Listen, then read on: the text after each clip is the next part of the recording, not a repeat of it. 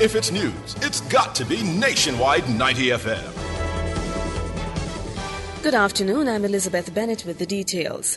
Jamaicans have turned out in their numbers to support calls for Blackout Friday to register disgust at the billing practice of the Jamaica Public Service Company, the JPS.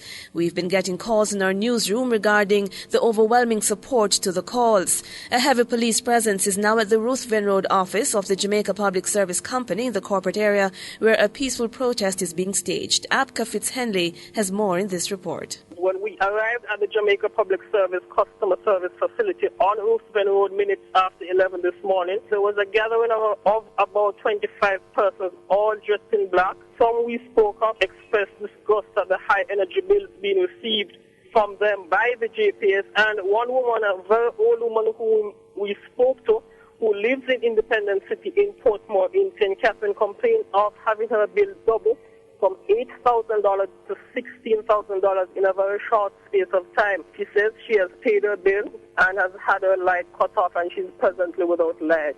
The protesters are complaining in a very loud fashion, but no real disturbance in terms of physical altercation, and they are being guarded, heavily guarded by police personnel.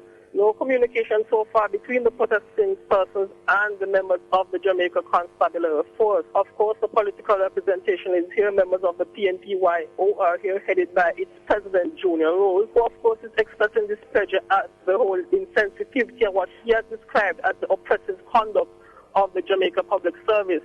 But persons who have spoken to say they are not here really on a political front or on a political agenda. They are here to express solidarity.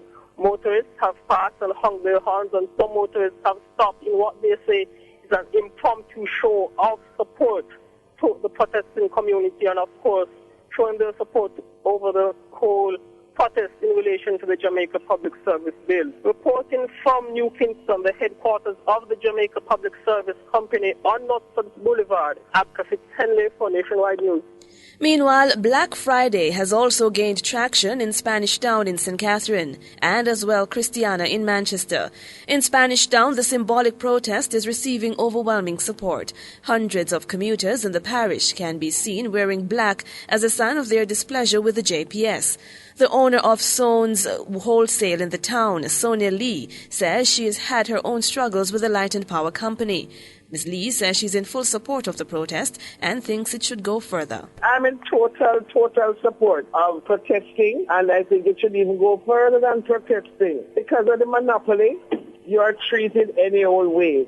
Your meter is just removed without you even knowing anything that they're talking about. And it's a big deal. They just tell you what it is, what their demands. You have no say. You have none whatsoever. They just call the shots, and you either abide or you go. Sonia Lee, a small business owner in Spanish Town, St. Catherine, speaking with Nationwide News. Over in Christiana in Manchester, our correspondent is reporting that while there's been no gathering of disgruntled electricity consumers from the JPS, masses of people in the town are wearing black to express their dissatisfaction with the Light and Power Company. The issue of dissatisfaction with the JPS is the hot topic for conversation for virtually everyone in the town of Christiana, with the unanimous cry being that something has to be done to rectify